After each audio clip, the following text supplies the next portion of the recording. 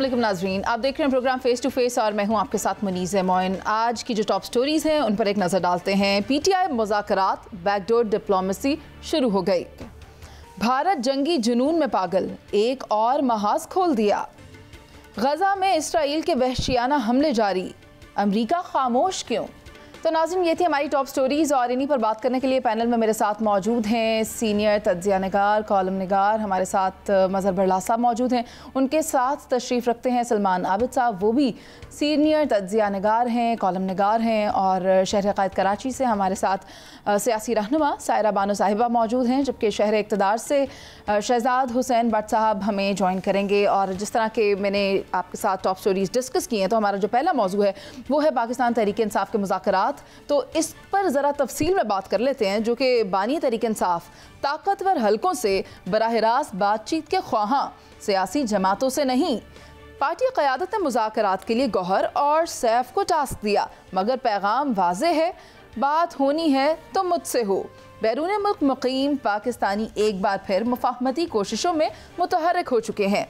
अब सवाल ये है कि क्या ये मुफाहमत का नया आगाज़ होगा या पीटीआई एक और मौका गवा देगी? तो मैं चाहती हूँ कि सायरा जी, सबसे पहले आपसे मैं ये जान लूँ कि आखिर चल क्या रहा है।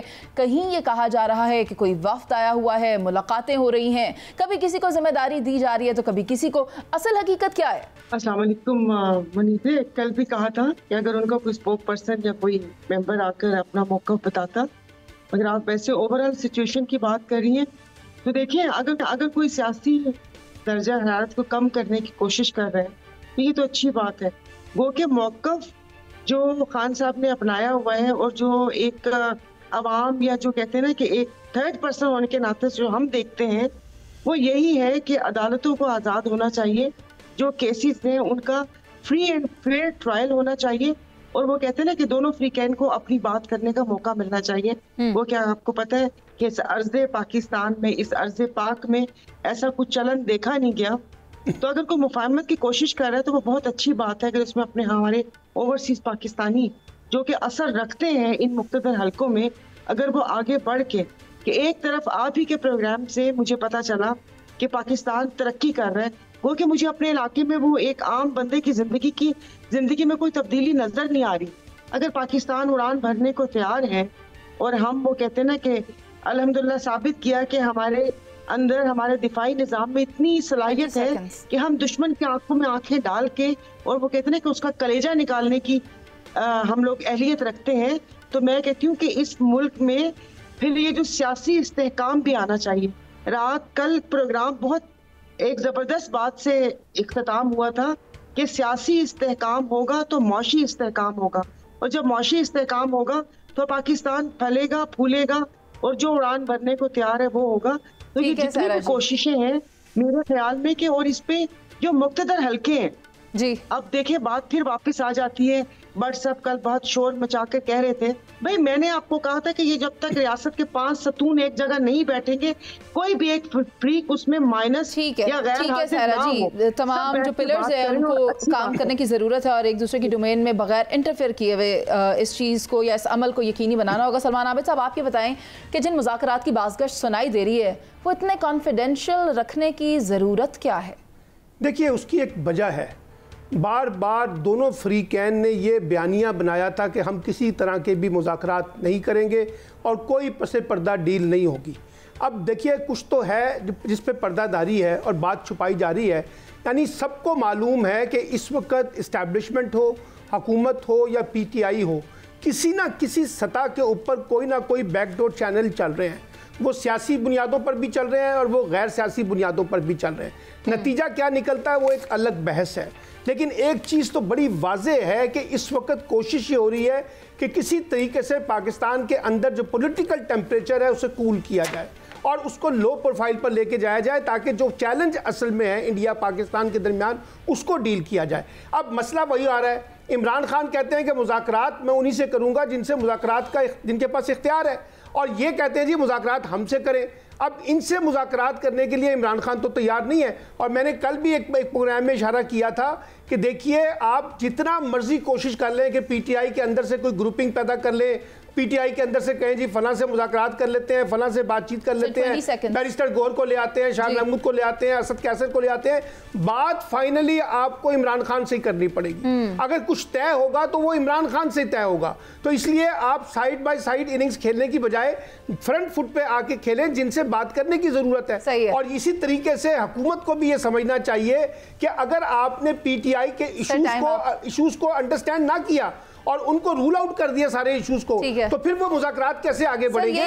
तो ये लचक पैदा करनी पड़ेगी तीनों फरीकैन को, एस्टैब्लिशमेंट को, इमरान खान को और हुकूमत को। बात तो शुरू से यही की जाती है, जहां से मसला पैदा हो रहा है वहीं से उसको ठीक किया जाए। आए बाएं शाह मारने से तो मामला ठीक नहीं होते। लेकिन मजहर बल्ला साहब, एक तरफ ये बैकडोर डिप्लोमेसी जारी है, कहीं मुलाकातें हो रही हैं तो कहीं सिर्फ मुलाकातों की अफवाहें उड़ाई जा रही हैं। ऐसे में आप ये देखें 10 अरब हटाने का केस भी है, उस पर भी खान साहब जो हैं वो पेश हुए हैं।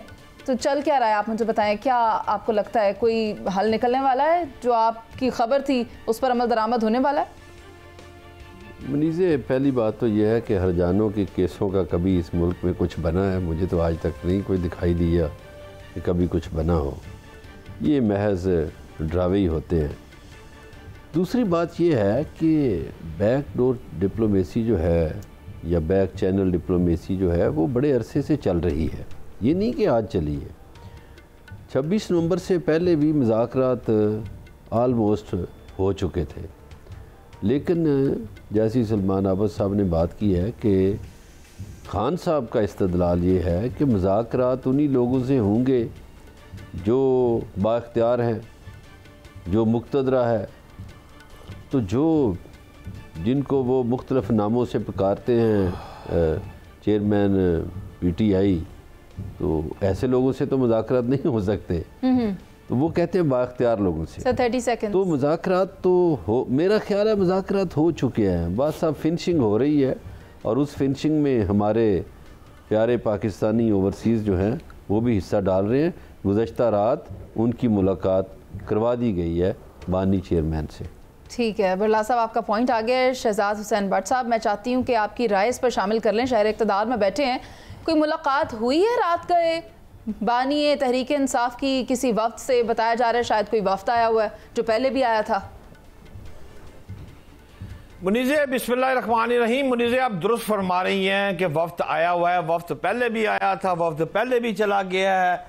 असल में बात यह है कि जो भाई मेरे काबिल एहतराम बरलास साहब है ना, इनके खौफ की वजह से मैं आज इस्लामाबाद डर के आ गया हूँ। मैं तो सारा के सामने ऊंचा बोल ही नहीं सकता, मेरी क्या जरूरत है कि मैं उनके सामने बोलूँ। सवाल ये है कि जो वफ्द आया है उसने मुलाकात करनी है, किससे करनी है? आज तक मुझे ये समझ नहीं आई है कि बानी पीटीआई से ना कोई नूरी मिला है, ना नारी मिला है, ना कोई खाकी मिला है, ना किसी ने मिलना है। दहलीज पर बैठे हुए हैं, हमने डील करनी है, हम डील करेंगे नहीं। सियासी बयानिया जो है उसकी समझ कोई नहीं है। उधर से जाके सोशल मीडिया चेक कर ले इनका, वो जनाब पाकिस्तान की फौज, या सारे इस तरह दे, सारे इस तरह दे। हमने बातचीत करनी है, वो बयानिया ऐसे बनता है। मुनीज़े, आप समझदार हैं, कोई तरीका वारदात होता है बात करने का। मैं आपको छोटी सी मिसाल दे देता हूं। ये तो पाकिस्तान लेवल की, बड़े लेवल की बातें हैं ना। मैं पंजाबी हूं, पंजाब में एक बहुत बड़ा नाम है आरफ अमीर, टीपू ट्रका वाला, अमीरुद्दीन ट्रक वाला का बेटा, तीफी भट्ट साहब, गोगी भट्ट साहब, मलक एहसान साहब।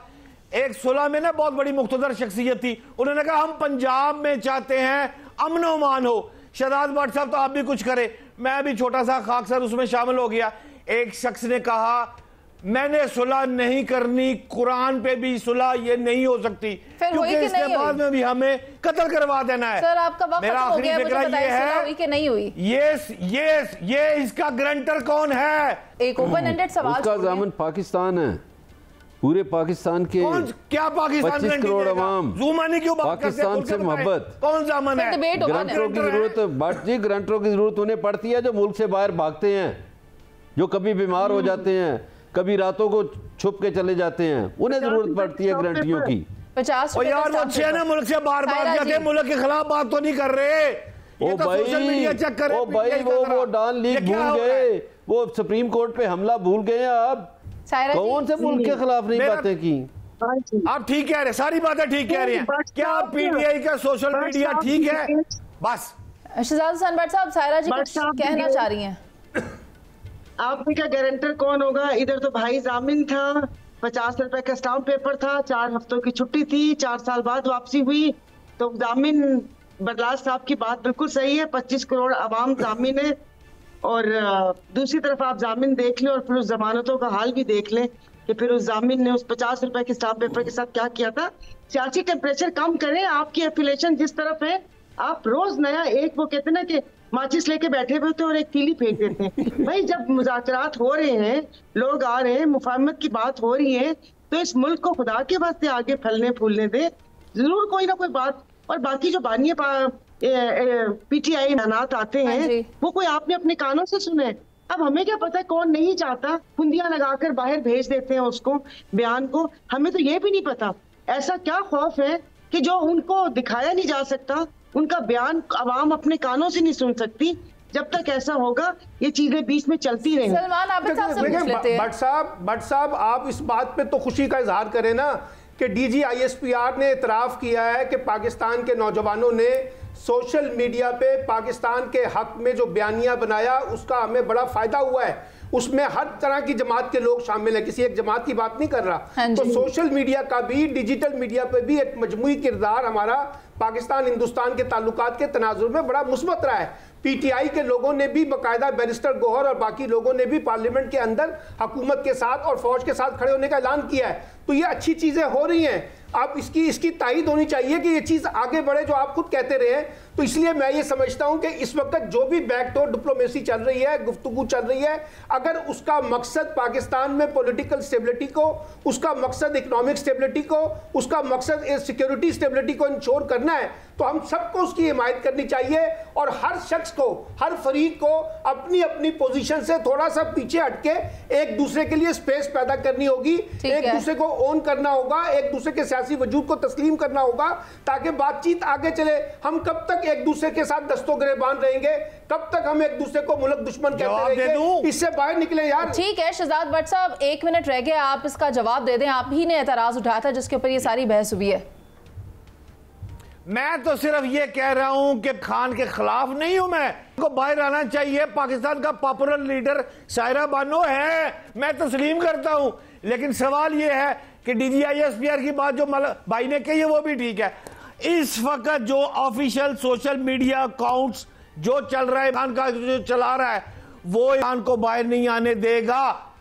सवाल सिर्फ इतना है कि जब कह दिया पाक फौज ने, एलानिया मौकफ है कि हमारा काम सियासतदानों से नहीं है सियासी मुज़ाकरात करना, हाँ, तो फिर सियासतदान मुज़ाकरात हो जाएंगे। सायरा जी कुछ कहना चाह रही हैं। तो वो तो हमेशा कहते थे, वो जो डिग्गी में बैठ के चले गए, लाहौर में एक बड़ी वाइट गाड़ी जिसकी फ्रंट सीट पे अब जो कोई किसी सूबाई असम्बली के स्पीकर हैं वो बैठे थे, और पीछे सीट पे लेट के कोई मिलने चला गया था। तो वो भी तो मिलने गए थे। सायरा जी की बात शामिल कर लूं? अच्छा, सायरा जी से और भी पूछ रहे हैं ना। पुरानी बातें यार मेरी बात सुनो। कल जो भट्ट साहब ने दावे किए थे तरक्की के, तो आज वो कराची का मेयर भी को खिताब कर रहा था, अंदरूनी सिंध भी बड़ी तरक्की हो गई है। पता नहीं सायरा जी हो गई है वाकई? जी इतनी तरक्की हो गई है कि इनको सर्कुलर निकालना पड़ा कि हमारे मेंबरान है वहाँ सफर ना करें। लोगों में इतना गमो गुस्सा पाया जाता है, और अल्हम्दुलिल्लाह वो कहते हैं ना कि शऊर आ गए, लोगों की सोच बदल रही है, इस गुलामी की जंजीरों से अपने आप को आज़ाद करवा रहे हैं। जो यहाँ पर 17 साल पीपल्स पार्टी ने हाल किया, और आप देखें जो उन हंगामों में एक जाहिद लगारी, इरफान लगारी है, उसको डायरेक्ट गोलियां मार के शहीद कर दिया गया। और मजे की बात, मजे के लिए अफसोस की बात यह है कि उसकी लाश भी गुरसा के हवाले नहीं की, और आज पुलिस की कस्टडी में गुरसा की इजाजत के बगैर उसको दफना भी दिया गया। सायरा जी, असल में मामला ये है कि बात वहीं आ जाती है कि अगर इसे बैकडोर डिप्लोमेसी का नाम ही दिया जा रहा है तो फिर यही कर लें तो बेहतर है, क्योंकि इन तनाज़ात को, इन सियासी मसाइल को हल करने की ज़रूरत है। अगर एक दूसरे के ही दस्तों गिरबां होंगे तो फिर जो पाकिस्तान के साथ बॉर्डर लगा हुआ है और उसके उस तरफ जो दुश्मन है उससे किस तरह से निपटा जाएगा। अभी चलते हैं एक ब्रेक पर। यहाँ कोई मानता नहीं है, वही बात करते हैं। ये क्या बात हुई? जब यहाँ पर हम किसी पार्टी से मिलते हैं तो फोन आना शुरू हो जाते हैं। फोन कहाँ से आते हैं? कोई ट्रंप तो कॉल नहीं हमें करता। सायरा जी, इस पर दोबारा कभी बहस करेंगे, मुझे एक ब्रेक का कहा जा रहा है। नाज़रीन अभी एक ब्रेक पर चलते हैं, वापस आएंगे। मिलके बैठे बात हो जाएगी, सियासतदान बैठ जाए, बात खत्म। असल में बात यही है कि इन तमाम जो तनाज़ात हल निकालना होगा, ज़ाती मसाइल को साइड पर रखना होगा और मुल्की मुफाद में इकट्ठे होना होगा। अगर इसी बैकडोर डिप्लोमेसी का नाम देते हैं तो फिर कोई भी नाम दे दे, मगर इस चीज़ को ठीक करना होगा। अभी चलते हैं एक ब्रेक पर, जिसके बाद वापस आएंगे और बात करेंगे उस भारत की जो कि जंगी जुनून में पागल हो चुका है, एक और महाज खोल दिया है। Welcome back. भारत जंगी जुनून में पागल है, एक नया महाज खोल दिया है। इस खबर की तफसील कुछ इस तरह से है कि भारत ने FATF को पाकिस्तान के खिलाफ नया डोजियर पेश किया, मगर सबूत के बजाय सिर्फ इल्जामात लगाए हैं। बांग्लादेश ने भी भारत के साथ दिफाई मुआहदा मनसूख करके सफारती तन्हाई को गहरा कर दिया। आलमी सतह पर बेनकाब भारत सीज फायर के बावजूद निशाना बनाकर क्या मकासद हासिल करना चाहता है? क्या हारे हुए मोदी के ये इक़दामात उसकी सुबकी कम करने में मददगार साबित होंगे? मजहर बल्लास साहब क्या कहते हैं? देखिए, भारत का पागलपन है और ये RSS के लोग वहाँ हुक्मरान हैं। ये बदकिस्मती है इस खित्ते की, जिस खित्ते में दुनिया की बड़ी आबादी मौजूद है। और भारत पाकिस्तान के ख़िलाफ़ तो खैर इल्ज़ामात लगाता रहता है, इल्ज़ाम तराशी करता रहता है। अब देखिए, कौन सा हमसाया उससे सुखी है? क्या श्रीलंका सुखी है? बिल्कुल भी नहीं। बल्कि श्रीलंका तो क्लेम कर रहा है कि केरला और तमिलनाडु के इलाके हमारे हवाले किए जाएं, हमारे हैं। क्या म्यांमार पे भी इल्ज़ामात हैं कि जी वहाँ से असला स्मगल होके आता है और वो 7 सिस्टर जो स्टेट्स हैं इंडिया की, वहाँ आज़ादी की तहरीकें चलती हैं। अच्छा, बांग्लादेश बड़ी महफूज जन्नत था इंडिया के लिए कुछ अर्सा पहले तक, और नेपाल भी बड़ी महफूज जन्नत था, लेकिन अब बांग्लादेश उनके हाथों से निकल गया है। बांग्लादेश में ज़ाहिर है एक ऐसी हुकूमत आई है जो इंडिया को नापसंद करती है, और उन्होंने वो जो दफाई पैक्ट है वो भी मनसूख कर दिया है। चीन के साथ भी इसके तनाज़ात हैं। एक तरफ इंडिया का किरदार पागलपन का है, दूसरी तरफ पाकिस्तान का किरदार समझदारी का है, तीसरी तरफ चाइना एक बड़ा मुल्क है जी। उसका किरदार आप देखें कि चाइना से एक माल बरदार ट्रेन ईरान पहुंच गई है 15 दिन की मुसाफत के बाद अफगानिस्तान से होती हुई। यानी चाइना तमीरात कर रहा है और इंडिया जो है वो मसमार कर रहा है। ये पॉलिसी है चाइना और इंडिया की में फ़र्क। और पाकिस्तान जो है वो समझदारी से, पाकिस्तान भी यही चाहता है कि तमीरात करो, मसमार ना करो, मगर इंडिया पागलपन है, जंगी जुनून है उस पर, और जंगी जुनून में वो बहुत कुछ खोता जा रहा है। ठीक है, क्यों शहजाद भट्ट साहब, आपका भी यही ख्याल है कि जंगी जुनून में मुब्तला, बौखलाहट का शिकार भारत इसी वजह से ये अहमकाना फैसले करता हुआ दिखाई दे रहा है? देखिए, भारत को जो परेशानी लाहक है वो शुरू से हमारे खिलाफ, तो वो एक अलग बात है। अब जो लेटेस्ट है, आप देखें कि आलमी बैंक हो, FATF हो, ये सारी बातों पर भारत को सख्त मायूसी हो रही है। और वो जैसे हो ना, उसका स्टाइल है छुप के वार करना, वो छुप के वार कर रहा है। आपको याद होगा भारतीय वजीर दफा राजनाथ सिंह ने भी IMF से मुतालबा किया था कि वो पाकिस्तान को दिए जाने वाले $1 अरब के कर्जे जो ना दे, फिर लानत पड़ी उसके ऊपर। IMF भी ने भी कर्जे दे दिए, मामला भी ठीक हो गए। अब सवाल यह है कि FATF की ग्रे लिस्ट में शामिल पाकिस्तान को 2018 वाली जो बात है वो अब नहीं होनी। पाकिस्तान इस वक्त जिस पोजीशन में आ गया है, लेकिन यहां मुझे सायरा बानो याद आ रही है। वो जो कुछ बातें करती है ना, मैं तो वैसे उसके खौफ से इस्लामाबाद से, लाहौर से इस्लामाबाद आ गया हूं। सवाल यह है, FATF के 35 अरकान है, इनमें अमेरिका, बरतानिया, चाइना सारे हैं, भारत भी है उसमें, हम नहीं है। क्यों नहीं है? ये तमाम हुकूमतों का कसूर है कि हमें भी FATF में शामिल होना चाहिए था। लेकिन आखिरी बात मैं ये कह दूं कि इस वक्त पाकिस्तान जिस पोजीशन में खड़ा हो गया है, अब इसको IMF से, आलमी बैंक से किसी तरीके से भारत, आप इसको नहीं डरा सकते, और हमला करने की पोजीशन में आप है नहीं, और अगर करेंगे तो मुंह तोड़ जवाब मिलेगा। लिहाजा सिर्फ खसियानी बिल्ली खंबा नोचे भारत। बहुत अच्छी मिसाल दी आपने। सायरा जी, आप मुझे ये बताएं कि भारत को एक और हजीमत, दिफाई मुआहिदा बांग्लादेश ने भी मनसूख कर दिया है। क्या सोचा था और क्या पाया है भारत ने? जी, पहले तो भट्ट साहब आप चाहे इक़्तिदार में हैं, तभी कल वहां पर आंधी तूफान और ज्यादा बारी आई थी। को रहम करें आपने कहा पता नहीं किस खौफ से आप वहां पर गए हैं, लेकिन वहां पर आपने जाके देखे तो मौसम का हाल क्या कर दिया। तो लाहौर में करलाफ साहब ने कुछ ऐसा ही किया था। की बात की जी, ये तमाम हुकूमतों की जिम्मेदारी थी, लेकिन चूंकि मैं 2018 में जब मैं असेंबली में थी और मुझे पता है कि उस वक्त जो वहाँ उस वक्त की हुकूमत FATF की ग्रे लिस्ट से निकलने के लिए जो इक़दाम कर रही थी, और मुझे वो अपोजिशन के वो चेहरे भी याद हैं, शहबाज शरीफ, बिलावल भुट्टो, आसिफ अली जरदारी और ये सब, वो कि इन्होंने कैसे उस इजलास का बायकॉट किया था और वहाँ पर स्पीच भी नहीं करने दी थी, और जो जो उन्होंने हरबे आजमाए थे वो एक बचकाना थे, वो कोई ऐसे मुदब्बराना नहीं थे। तो भारत देखें बहुत दिनों से बात चल रही है कि वो वाकई जंगी जुनून में पागल, इंशाल्लाह ताला हर मुहाज पे मुंह की खानी पड़ेगी, वो चाहे जहां भी जाए हजीमत का वो कहते हैं कि सामना करना पड़ेगा। अल्हम्दुलिल्लाह हमारा दिफा मजबूत हाथों में है, और बाकी ये कि कल भी सिफारती ताल्लुकात पे सेर हासिल गुफ्तगू हुई है कि हम सिफारती मुहाज पर भी वो कहते हैं कि पूरे अपने चाको चौबंद दस्ते भेज चुके हैं वहां पर, तो इंशाल्लाह ताला होगा। अभी मैंने तो पहले दिन से बोला कि हमारा फोकस उसको आलमी दहशतगर्द डिक्लेयर करवाने पे होना चाहिए, और ये जो चीजें हैं वो लोगों को, वैसे तो सिफारती मुहाज क्या बाकी सब लोग क्या नजर नहीं रखते इन चीजों के ऊपर। सायरा जी आप कह रही हैं कि उसे आलमी दहशतगर्द डिक्लेयर कराने में हमारा किरदार होना चाहिए, लेकिन 1 महीने से ज्यादा का वक्त हो गया, हम तो अभी तक ये जो इंसिडेंट हुआ था पहलगाम वाला उसमें भी इकबाल जुर्म नहीं करवा पाए, तो हमने इस मामले पे और मजीद क्या करना है? भारत बजाय इसके कि अपना गिरबान झांके, वो तो पाकिस्तान की तरफ अपनी तोपें सीधी किए हुए है। सलमान आबिद साहब देखिए जी, नरेंद्र मोदी की हुकूमत ने लंगोट कस लिया है, और वो लंगोट कस के पूरे सफारती महाज पे पाकिस्तान के खिलाफ एक नया महाज बनाने की तैयारी कर रहा है। कल ही मैंने आपके इसी प्रोग्राम में कहा था कि वो जो FATF है उसको बुनियाद बनाकर पाकिस्तान पर माशी जकड़बंदी करना चाहता है। ये उसके अज़ाइम है, वो कामयाब होता है नाकाम होता है, अभी इस बहस में नहीं जाते, लेकिन हमें भारत का किरदार समझ आ रहा है कि भारत हर सूरत में पाकिस्तान पे दबाव बढ़ाना चाहता है।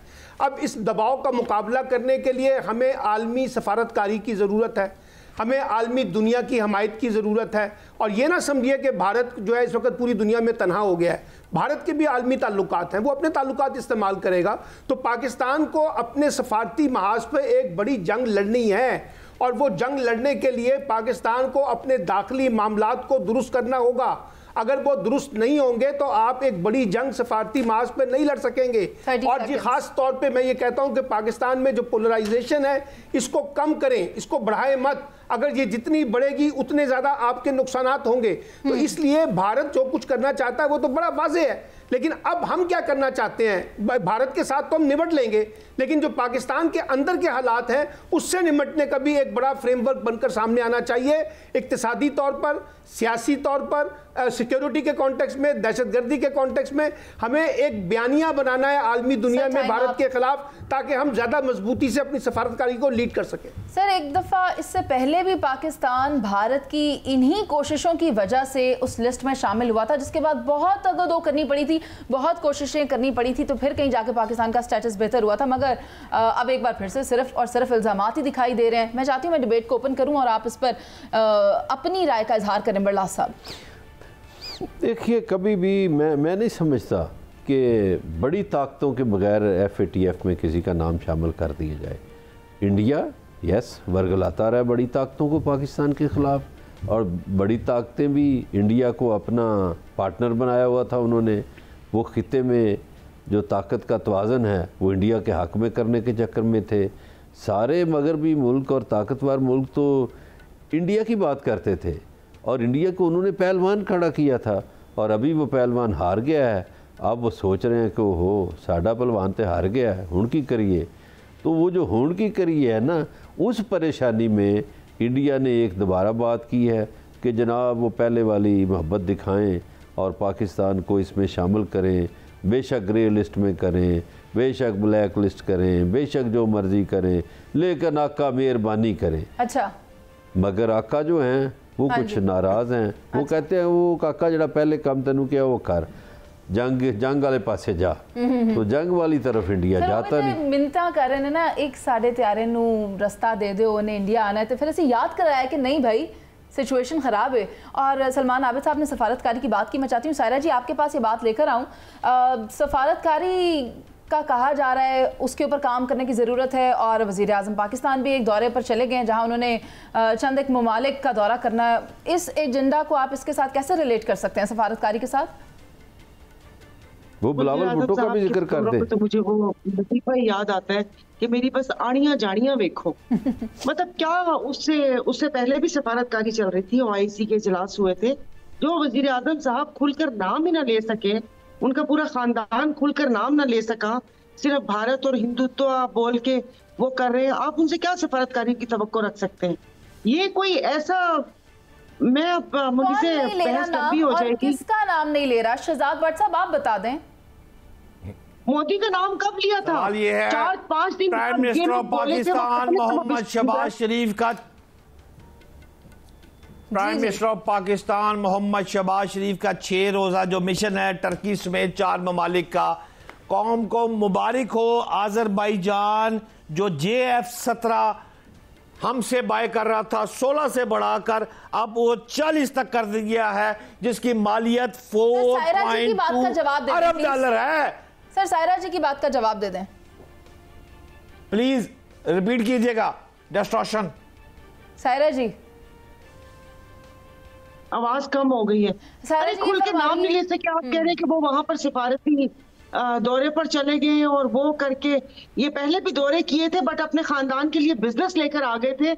मतलब कोई एक ऐसा फेस हो जो इसकी बात पे यहाँ मुल्क पाकिस्तान की आवाम यकीन नहीं करती, आपने उनको दौरे के लिए भेज दिया कि जाए वहां पर जाके सफारती ताल्लुकात वो बेहतर करके आए। टर्की से तो उनके वो कारोबारी मरासम है, जो PIA के भी जो सारा कुछ हुआ, जो PIA के जितने भी रूट थे प्लेट में रख के दिए थे। वक्त कम है, शहजाद भट्ट साहब इतना काफी होगा, बताइए। करके दिए थे। मनी लॉन्ड्रिंग तुर्की के रास्ते होती रही है जी, PIA के रूट दे दिए प्लेट में रख के। और कोई माने या ना माने, सफारती महाज पर कामयाबी जो है, the whole credit goes to हुकूमत पाकिस्तान, पाकिस्तानी अवाम और फौज। ये टीम वर्क को मुबारकबाद है और इसी का शुक्रिया अदा करने टर्की जा रहे हैं, आज़रबाईजान जा रहे हैं और वहां से हैरान कुन तक आपको इमदाद मजीद मिलने वाली है। तो फिर इसके बाद ही हम इसको इवैल्यूएट करेंगे। अभी एक ब्रेक का कहा जा रहा है, लेकिन वापस आएंगे और बात करेंगे गजा में जो कहत साली जारी है, वहां पर जो बर्बरियत जारी है। एक ब्रेक पर चलते हैं, आप साथ रहिए।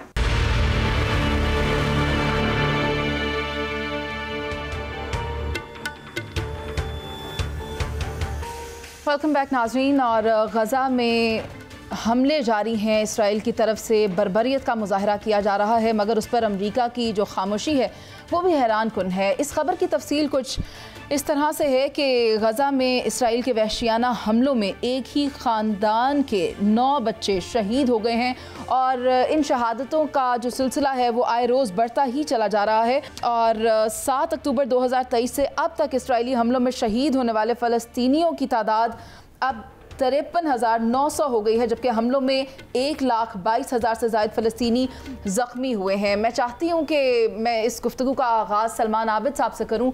सलमान साहब, आप क्या देख रहे हैं? एक तरफ आप देखें कि अमरीकी सदर दौरे करके गए और बात की जंग बंदी होनी चाहिए, तिजारत को फ़रोग देना चाहिए, मिडल ईस्ट भी गए, मगर इसराइल को किस तरह से नज़रअंदाज किया? इस तरह कि अब वहाँ पर ये हमले हो रहे हैं और बच्चे कहत से मर रहे हैं।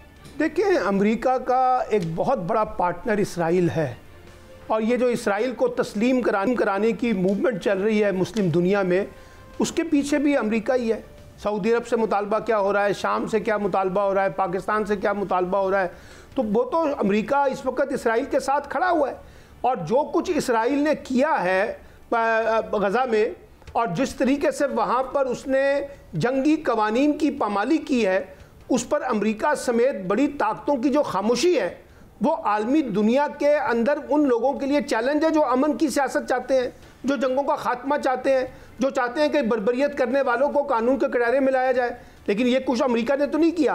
तो ये जो अमेरिका की दुनिया की सियासत के अंदर दोहरे म्यारात हैं, यानी सारा गुस्सा आपने मुस्लिम दुनिया पे निकालना है, सारा गुस्सा आपने मुस्लिम ममालिक के ऊपर निकालना है, और बाकी ममालिक के अंदर अगर कोई दहशतगर्दी हो रही है और बाकी ममालिक अगर दहशतगर्दी और जंगों की सरपरस्ती करते हैं, उनके बारे में आपकी खामोशी आ जाती है। तो ये दोहरे म्यारात से अगर अमेरिका बाहर नहीं निकलेगा तो अमेरिका की लेजिटिमेसी और क्रेडिबिलिटी किस तरह से एस्टैब्लिश होगी? आप देखिए ना, पूरी दुनिया के अंदर जो यूरोपियन ममालिक भी हैं, अमेरिका के अंदर अवाम भी हैं, वो गजा में होने वाले जुल्म के ऊपर एहतजाज कर रहे हैं, लेकिन उन्हीं मुल्कों के हुक्मरान जो हैं वो खामोश होकर बैठे हुए हैं और इसराइल की पुष्पनाही कर रहे हैं, और बल्कि क्या बड़े जोरदार अंदाज से कहते हैं कि हम इसराइल के साथ खड़े हैं। तो ये दौरे म्यारात अगर ख़त्म नहीं होंगे तो फिर आलमी दुनिया में अमन नहीं आ सकता, मुस्लिम दुनिया में अमन नहीं आ सकता। ठीक है, ये दोहरे मयार ही है जिसकी वजह से आज हम इस नहज पर पहुंचे हैं। कहीं हम इसको तिजारत का नाम दे देते हैं, और तिजारत में भी हम फिर तिजारत किसकी करते हैं? मिलिट्री आर्टिलरी की करते हैं। सायरा जी क्या कहेंगी इस बारे में, क्या कहती हैं आप? आपको क्या नज़र आ रहा है, हो क्या रहा है? एक तरफ अमेरिका अमन की बात करता है और दूसरी तरफ इसराइल को लगाम नहीं डालता। मेरी बात सुनिए, ये ट्रंप का मसला तो नहीं है। ये जो सबकी उंगलियां ट्रंप की तरफ उठ रही हैं, यहूदो नसारा कभी हमारे दोस्त नहीं हो सकते, बहुत खूब। उनकी तरफ क्या है? 52 इस्लामी ममालिक ने क्या ट्रंप ने आके उनके हाथ रोके हुए थे? जुल्फे बिछाई आप हुई मुझे हैं। बताइए ना, उनके वही मैं कह रही हूँ ना, जो जुल्फे बिछाई हुई हैं। और जहां पर ट्रंप एक वो क्या कहते हैं यूक्रेनियन सदर के कपड़ों के ऊपर तंज कर सकता है, वो यहाँ पर इस्लामी ममालिक में आके उनके ट्रेडिशनल ड्रेस में उनको सामने बिठा के उसके मुंह से एक लफ्ज ना निकला। सायरा जी, सिरिल रामाफोसा को बिठाकर भी वो अमरीकियों के कत्ल का एजेंडा उठा सकते हैं, मगर फलस्तीनियों के खून की बात नहीं करेंगे।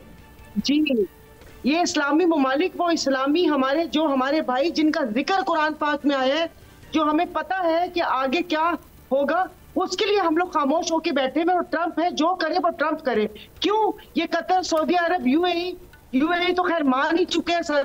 ये सऊदी अरब को भी एक तरीके से राजी कर लिए हैं। इनको शायद ये होगा कि आगे जो वॉर चलेगी सुन्नी और शिया की, उसमें शायद अमेरिका के आशीर्वाद से बच जाएंगे।